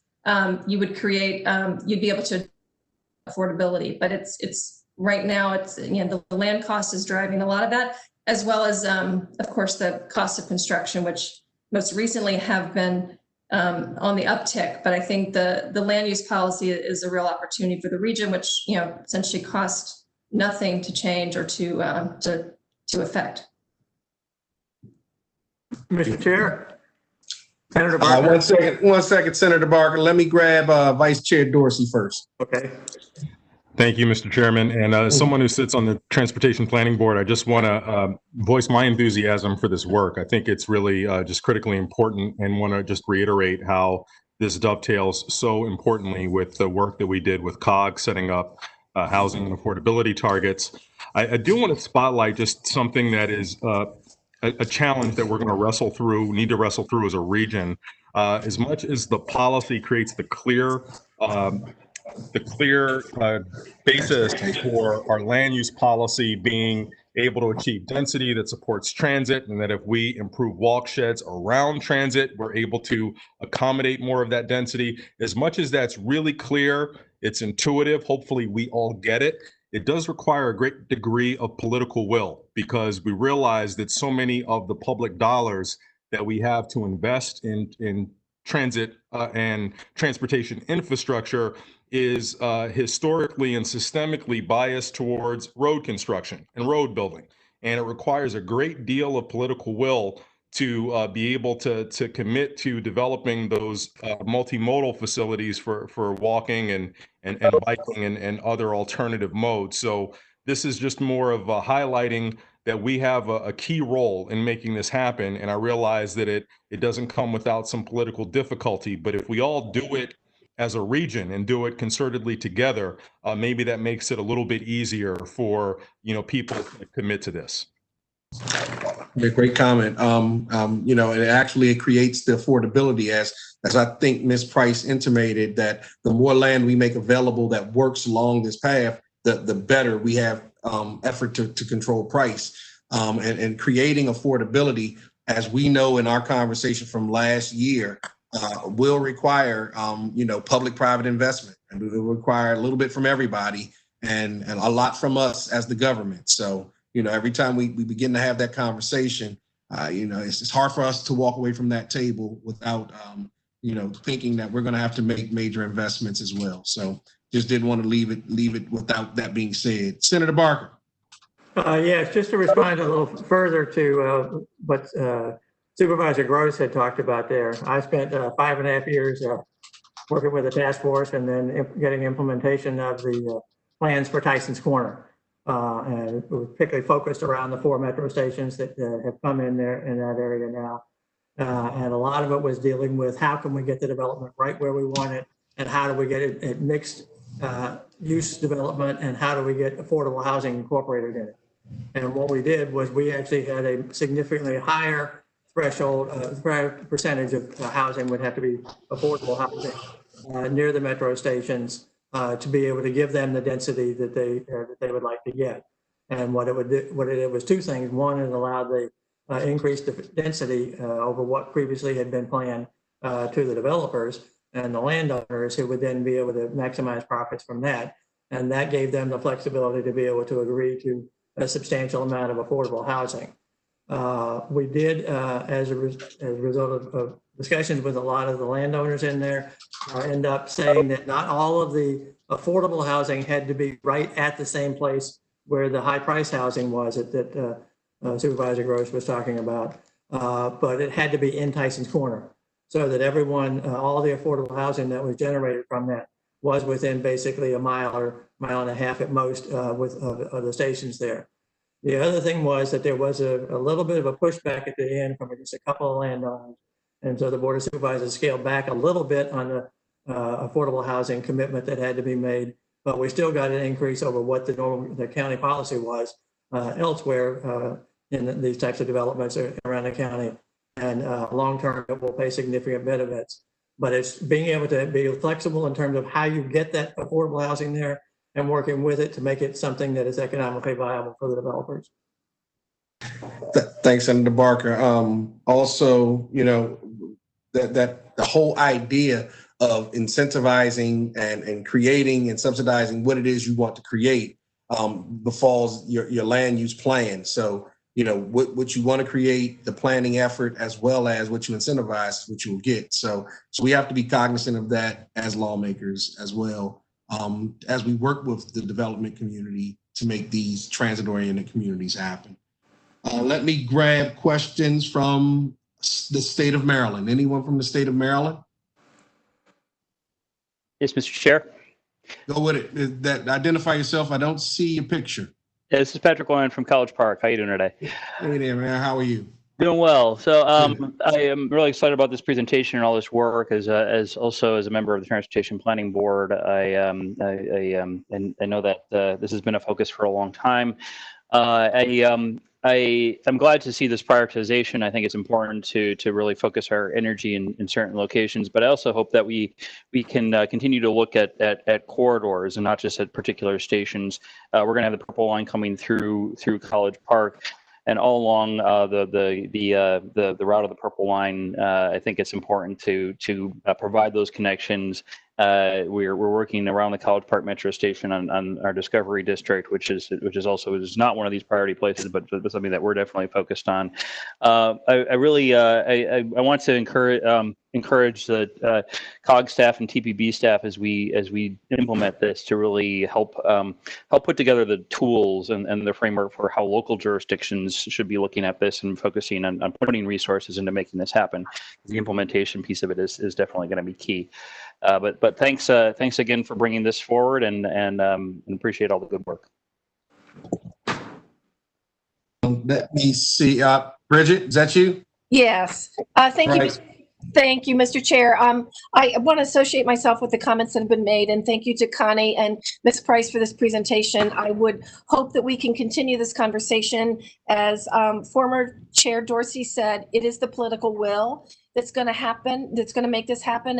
And while I'm a big believer in compromise, as you all know, sometimes you have to take a hard line on the affordable housing needing to be right at Metro as well. Because as much as we want to incentivize a developer to come in and build something there, if we allow them to continue to put the affordable housing further away, it doesn't solve our problems. It's like when someone comes in and says, I'm going to take down trees and I'm going to replant the ones that are required off-site. Well, that doesn't help our tree canopy where we need it. So I will close by saying, I think COG and TPB are doing a phenomenal job. I support everything, and I just say thank you.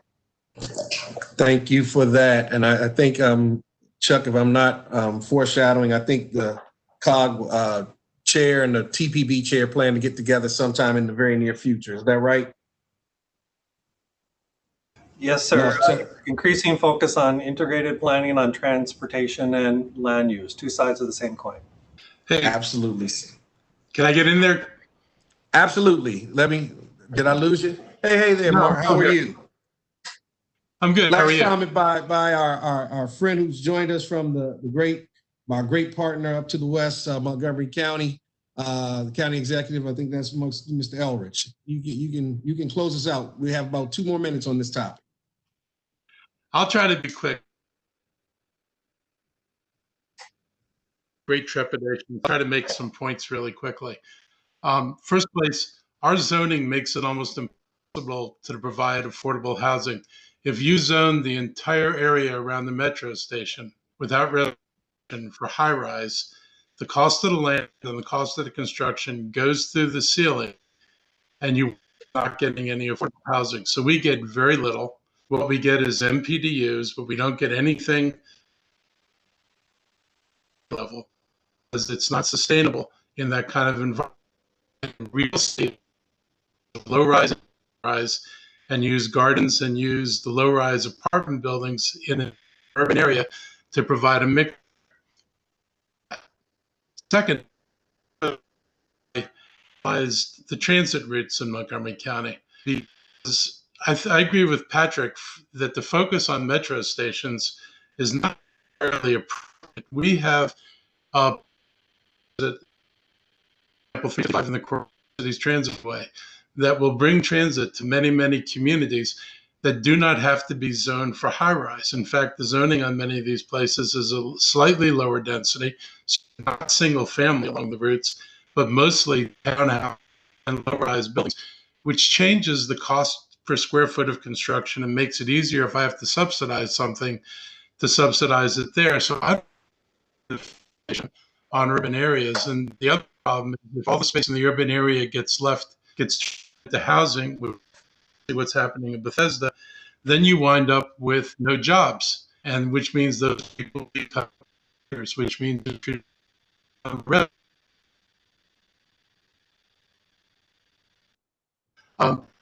policies addressing below 6 and I'm guilty of analysis done, and we need not to be fixated on whether all the density goes on the stations. We ought to be looking at, if we're building these transit communities, where else along lines decent conditions of housing and jobs. I'll stop there. Ulrich, appreciate those comments, and I'm certain that both Ms. Price and Conti will take them under advisement. Could I say one thing on that? 2 seconds? Please, yep. I was going to turn it to you. I just want to clarify because I don't want to be misunderstood. I mean, I only had 5 minutes, so I didn't sort of expand in every direction, but I wanted to be clear that bus routes and light rail and all of the transit nodes that Conti and the board are talking about are absolutely considered highly valued infrastructure resources by the ULI community. And I would say even bus is becoming even more important to some of our housing developers and owners. They see that as increasing in use from their residents. So I 100% agree with you that bus corridors and I guess the College Park comment as well are critical and should be part of this analysis. And I also agree, and I don't mean to be, I don't want it to be misunderstood.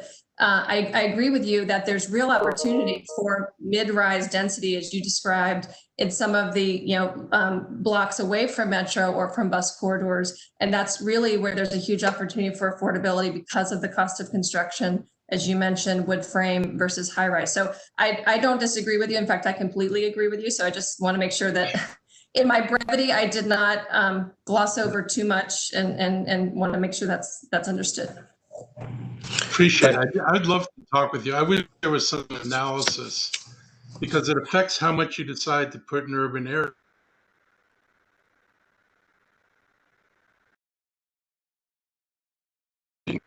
There, so that we don't look at this as it all must be sophistication. It's not doing no done. So it looks like we have, this is definitely a topic that we have as a board taken on as one of the things that will drive how we operate into the future. So Mr. County Executive, you can anticipate that this will be back on our agenda quite frequently in the future. And we look forward to the analysis. We have all the right players at the table. We have the, ability to analyze, and we have the ability to work together cohesively. Each jurisdiction has some unique characteristics that play out well to provide for the region. And I think that, the more we work together, the better this concept will get. And so I don't mean to abruptly move on, but this next item is an extension of the first item. And let me thank both Liz and Conti for those invigorating reports, and move on to agenda item number 9. For all of us, we've been striving in the recent years to improve bicycling and walking in our communities. Before the particularly during the current pandemic, we have seen our communities thrive on bicycling and walking opportunities, which have so many benefits: accessibility, pollution reduction, safety and health, and more. We will now hear about the National Capital Trail Network, an initiative recently approved by the TPB, seeking a COG board endorsement today to emphasize that these are land use decisions. This regional interconnected network is envisioned to extend into all member jurisdictions, to be accessible for all people of all ages and all abilities, and suitable for both transportation and recreation.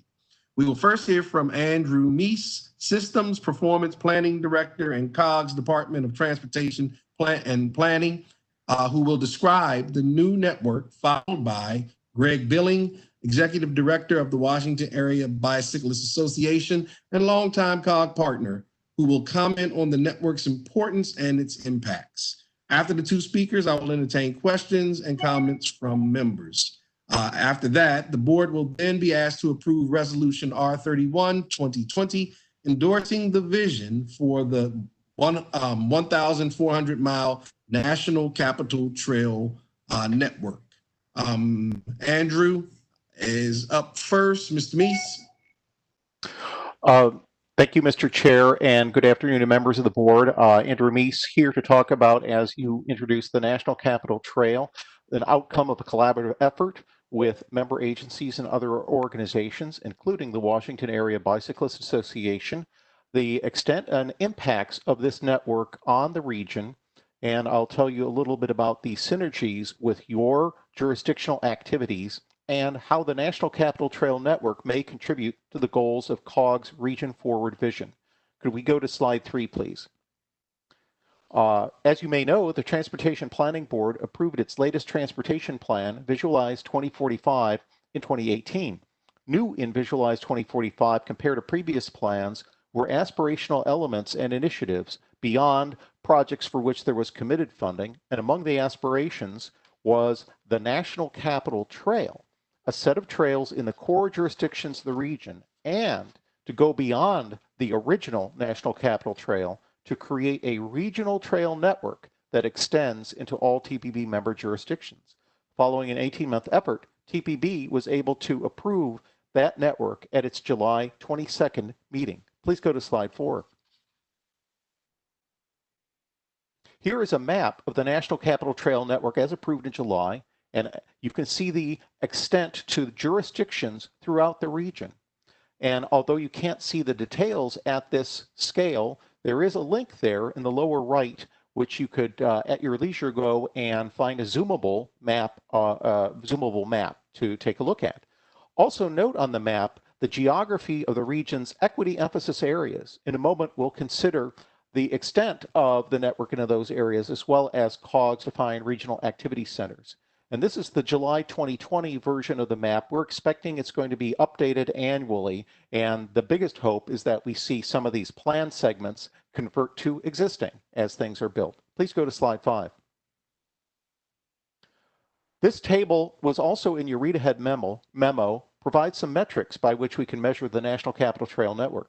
71% of the region's population and 76% of the region's jobs are within half a mile of the network, as are a full 96% of the regional activity centers and 87% of the region's equity emphasis areas.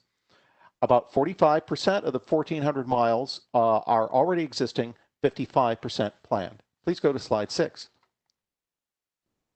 So What makes this network regional, and what are the relationships with jurisdictional activities? There are many more trails and facilities in the region that are included on the regional network, and there's a synergy between the two, although both have roles to play in terms of the kinds of goals we're trying to address with such infrastructure: accessibility, complete streets, Vision Zero, many other goals. And now that we have a National Capital Trail Network defined, we hope that there is coordination and synergizing with jurisdictional planning and implementation to complete more of the network. Everything on this network comes from a committed local plan. So we look to commitments, we look to definitions at the jurisdictional level to be able to include in the trail network. That photo on the right, perhaps a little bit hard to see, shows a bit of a gap as you're in Hyattsville coming to the south end of the Rhode Island Avenue Trolley Trail, and you're half a mile away from the Anacostia Tributary Trail Network, but that half a mile involves a narrow sidewalk right next to moving traffic on US 1. That would be a good gap to fill, just as an example. Another topic, as you may know, the TPB has a bicycle and pedestrian plan for the National Capital Region. We're updating it in FY 2021, and this will be a feature of that new plan.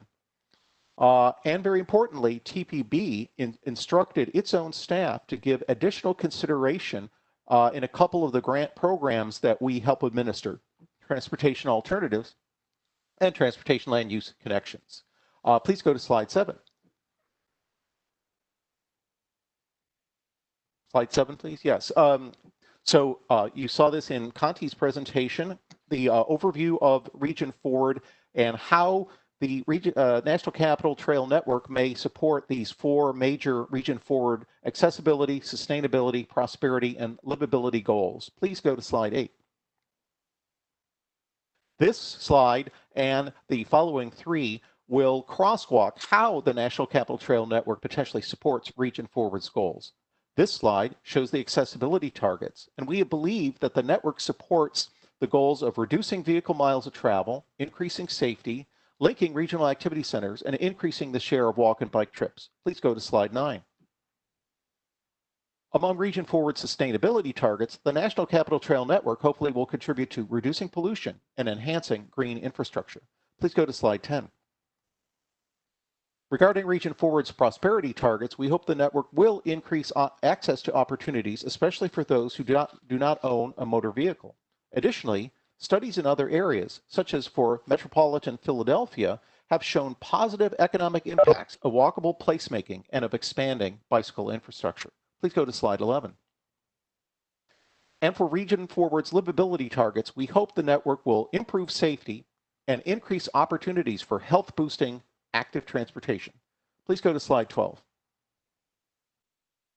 Finally, we hope to illustrate here that overall, the National Capital Trail Network will contribute to many regional and jurisdictional goals, both the Region Forward goals and other regional goals, including equity, safety, and health. I will especially note that the National Capital Trail is within half a mile, or in other words, general bicycling distance, of a majority of the region's equity emphasis areas, a full 308 of the region's 351 such areas. Any consideration that jurisdictions can give to completing the unbuilt 55% of the network will further these goals. Please go to slide 13. That concludes my presentation, Chair Davis, and I invite you to introduce Mr. Billing of the Washington Area Bicyclists Association, and if there's time for questions, and of course, again, to consider Resolution R31-2020 to endorse the National Capital Trail Network. Thank you. Thank you so much, Mr. Meese. And I think you've done an apt job, the executive director and a great partner to COG for a long time of the Washington Bicyclists Association. Mr. Billing, you have the floor. Good afternoon. Thank you, Chair Davis, for the introduction, and thank you for inviting me to talk about the National Capital Trail Network. I want to talk about 3 quick points in my brief remarks. First is the role of trails and the coalition building effort that has been underway, the role of trails during the public health emergency, and a few thoughts about building this ambition ambitious vision. The Capitol Trails Coalition's mission is to create a world-class network of multi-use trails throughout the Washington, D.C. metropolitan region. Our work brings regional stakeholders together with trail users to create an equitable, connected, and low-stress trail network that will transform public life by providing healthy, low-stress access to open space, reliable transportation for people of all ages and abilities. Currently, the coalition has 60 public, private, and nonprofit organizations, and I welcome you as elected officials, your constituents of nonprofits and businesses and stakeholders to join the coalition. Information about the coalition can be found on our website at capitaltrailscoalition.org. We started the coalition 5 years ago to really take a look at the region and get away from a single trail project attempt at building a network. We know that when trails are connected to each other, there can be a 40 to 80% increase in trail use when they're connected. And a great example in the Washington region is the Anacostia Riverwalk Trail, the recently opened Kenilworth Aquatic Garden section. This 4-mile section of trails connected nearly 70 miles of trails along the Anacostia tributary trails and now connects DC and Maryland. It's now possible to walk, run, scoot, roll, or bike from the University of Maryland's campus all the way down to Nationals Park in DC. Currently, during the pandemic and the public health emergency, travel patterns have been significantly disrupted and will continue to change as people look for alternatives to traditional patterns. We know that people are desperately looking for places to get outside and to be active, to promote physical and mental health, and walking and biking are great activities for social distancing. Nationally, there has been a 200% increase in trail usage during the pandemic, and locally, we're definitely seeing significant overcrowding, especially during peak periods, mornings, weekends, afternoons. This means in the future, we need to be building and planning wider trails and more of them so that people have a place to go and we're not all trying to use the same facilities. As we look towards the future, there are a few considerations that I think are important to highlight. First is equity. The Trail Coalition is emphasizing investing resources in underserved communities and repairing harm of decades of planning that left behind communities of color and other communities that have been shut out of the planning process.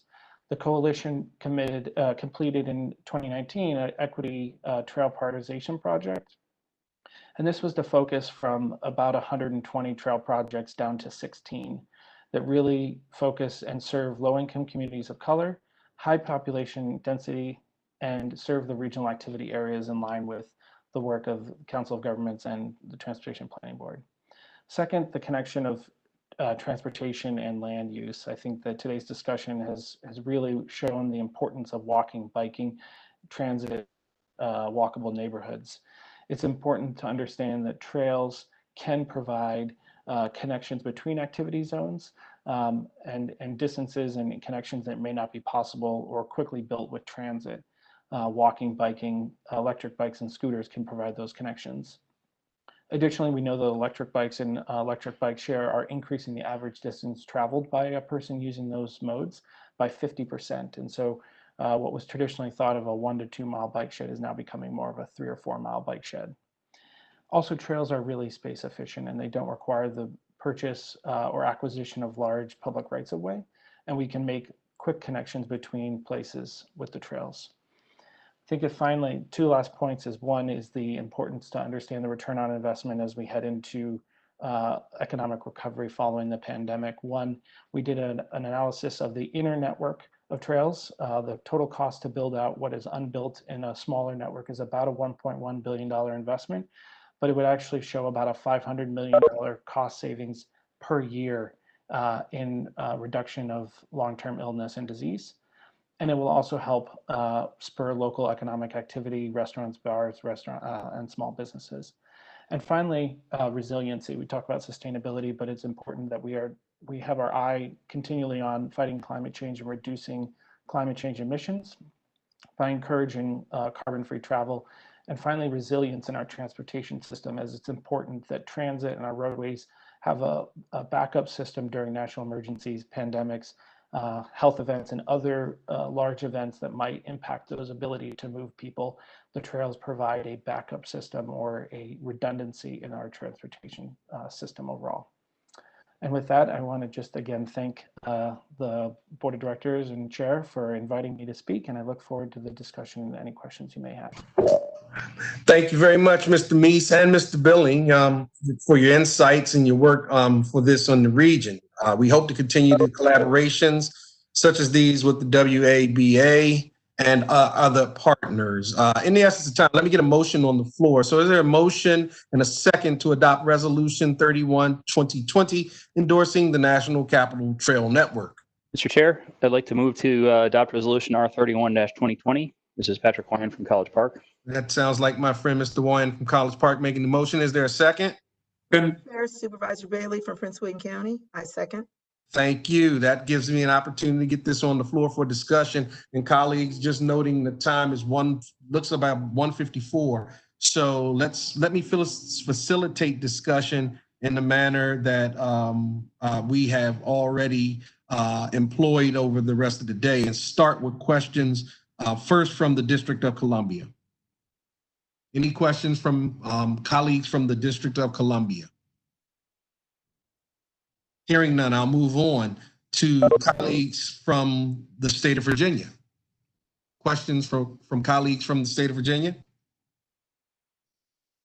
And hearing none, I'll move on to questions from colleagues from the state of Maryland. And I just knew that my good friend from the city of College Park was going to have one, because Trails and Rails is his bailiwick.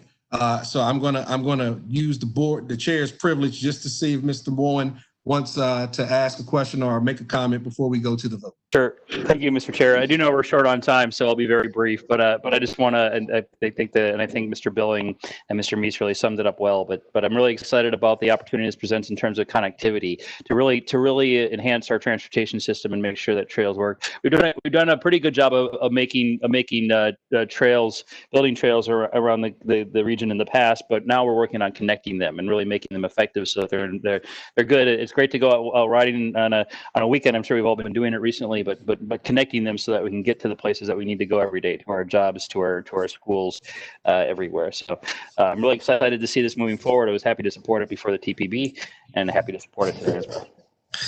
Thank you there. Good to be a colleague and a classmate of Leadership Greater Washington with someone who is so well versed with regard to this topic. Shameless plug for the Central Avenue Blue Line Connector Corridor Trail. Shameless plug from the chair. And with that, let me ask, are there any abstentions or nay votes? And hearing none, the motion passes. Thank you very much again, Mr. Billing and Mr. Meese, and we look forward to continuing this work into the future. Let me move on to other business. Is there any other business before the board that needs to be put before the board? Hearing no additional items, let me move on to the favorite item of the day for all who have other things to do. Thank you everyone for joining us and participating in and Chuck, you can correct me, is this our first meeting in the month of August ever? So this is a maiden voyage, huh? Yes, sir, the first ever and the best attended. How about that? We might have started a trend, Ms. Gross. We'll talk about that after the meeting. And with that, I'll accept a motion for adjournment. So moved. Seconded. So there's a motion by Ms. Gross, and I heard it seconded to sound like by Ms. Bailey. All not in favor of the motion to adjourn may state their case. The rest of us are gone. Adjourned. Thank you. Bye-bye. Bye-bye. Bye. Bye, everybody.